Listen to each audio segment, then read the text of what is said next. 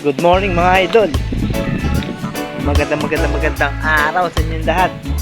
For today's video kung ano lang magawa natin ngayong araw. Pero may naisip na akong gawin. Napasin ko na mabababa na yung lupa ng aking mga tanim. Kadidilig ng kadidiligin, bumababa na bumababa. Kailangan na nating ragragan ng lupa.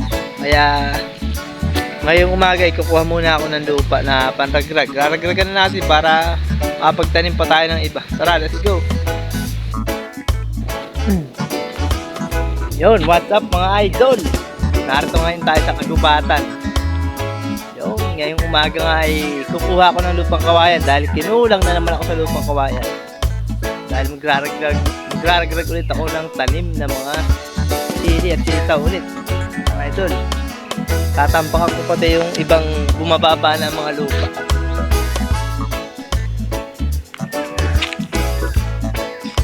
Napaka-aliwalas ng ating kagubatan ngayon. Nato nga pala ako sa highway na tinatawag namin yan. Highway, napakahabang rani yan. Abot yan hanggang kabilang barangay. Maumaga rin, marami nag-walking, nag-jogging. Okay mga idol, proceed na tayo sa paggawa ng lupa. Tara, let's go! Mga idol, ito nga pala ginagamit yung panghakot. Bali, 2 balik ako riyan sa 4 na sako. Dito tayo sa looban, kukuha ng mga lupang kawayan. Hahanap tayo rin ng mga magagandang klase ng lupa. Kung mapapansin nyo, mga idol, napakaraming kawayan ngayon. Yan. Nagpapaharvest ng kawayan ngayon. Gagamitin naman sa mga fish pan o fish cage. Mga palakaya sa tubig.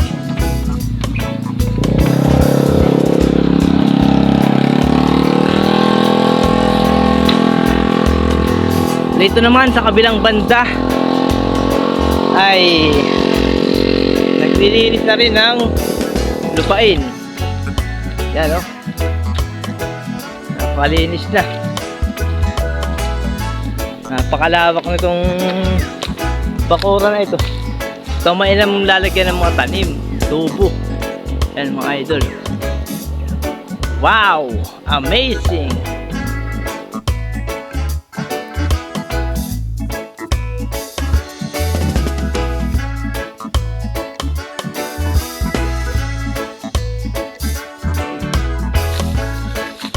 Yun mga idol, 3 sako nga lang ako dahil madilim na, baka abutin ako ng ulan. Tama na muna siguro itong 3. Nakakutin ko muna.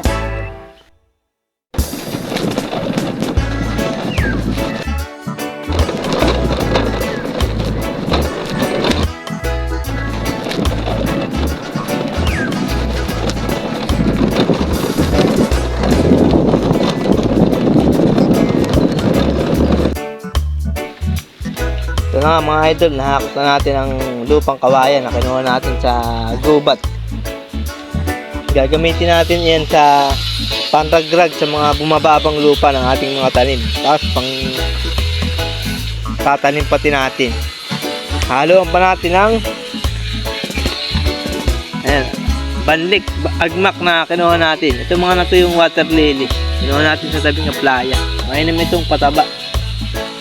Lumalago talaga ng maganda ang halaman dito. Kagaya nitong talong. Yan. Yan yung mga idol ang talong ko. Napakalalaki ng rahon. Ayan, may mga ito, agmak na nilalagay ko. Quality. Mataba ang halaman.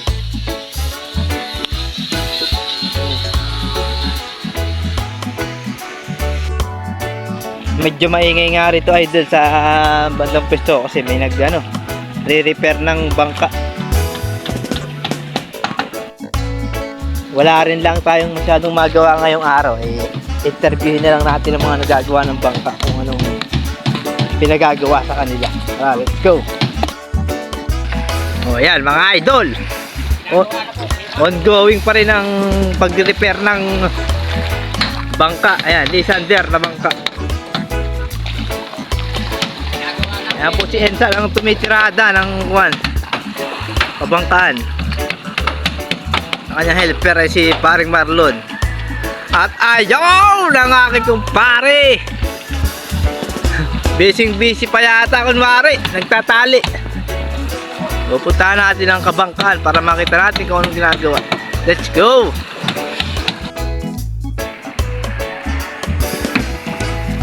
Ayan mga idol, tinanggal pala yung panabi ng bangka, o lahat ng panabi. Ano ba tawag rito sa panabing ito? Yung ating stainless tinanggal. Parka pala, parka. Ayan, ka-fiber na raw lahat. Solid na natin ang fiber Ayan. yan. Mula rito sa baba hanggang dito sa taas, fiber na. Ayan, dahil yan ang gusto ng, sino ba nagpatupar noon? Marina, Coast Guard. Marina. Ayan, ito kasi ng Marina raw eh, ano, fiber na lahat. Ayan, fiber tapos bakal.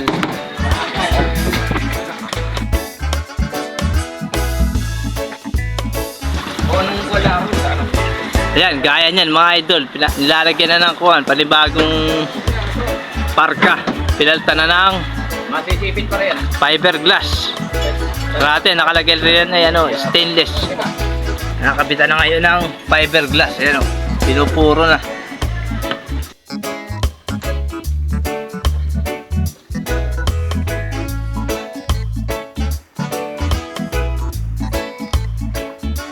Ayan mga idol, tanggal na lahat ng mga palabi, parka. Lahat yan ay papalta ng fiberglass hanggang sa huli. Mating na nga pala ang master. Ang master ng lahat. So, The Young Master. the Young Master. Shout out muna sa aking uncle. Yan. Ang pasimuno ng lahat. Bangka, kagagaling gumawa ng bangka niya. Apa.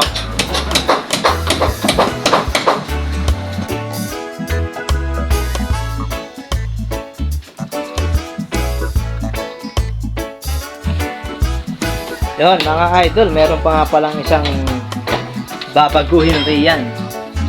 Yan. Itong rating upuan na ito, yung naka-elevate na upuan na yan. Ito, ayan. Ating upuan niyan. Ito na ang magiging sahig. Ganyan kataas ang magiging sahig nitong bangka. Yan. Yung kulay dilaw na yan, dating upuan. Tapos, ang pinakaupuan niya ay ganito kataas. Ayan. Bali tataas ngayon ang pwesto ng mga pasahero.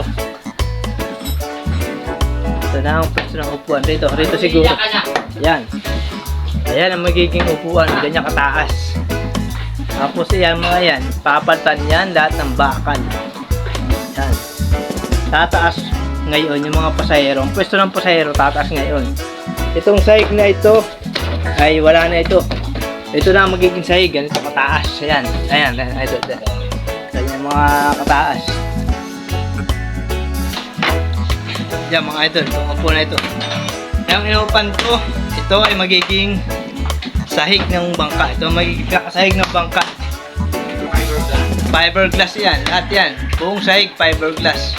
Tapos ang magiging upuan na ng mga pasahero ay ganito na kataas. Ayan, rito na, Timano.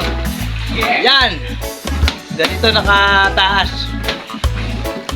Tataas ngayon ang pwesto ng mga pasahero. Magkakaalaman yan sa mga tag-alon kung mabuhay yan.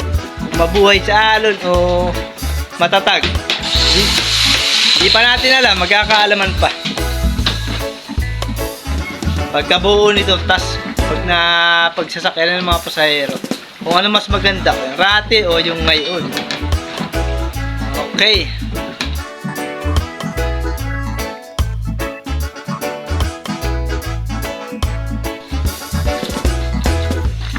Okay mga idol, balikan ko na lang kayo sa mga update paggagawa ng bangka ngayon. Titingnan natin ang magiging resulta ng mga nang ginagawa ngayon kung maganda. Okay mga idol, hanggang dito na lang. Kita-kits sa mga susunod na vlog.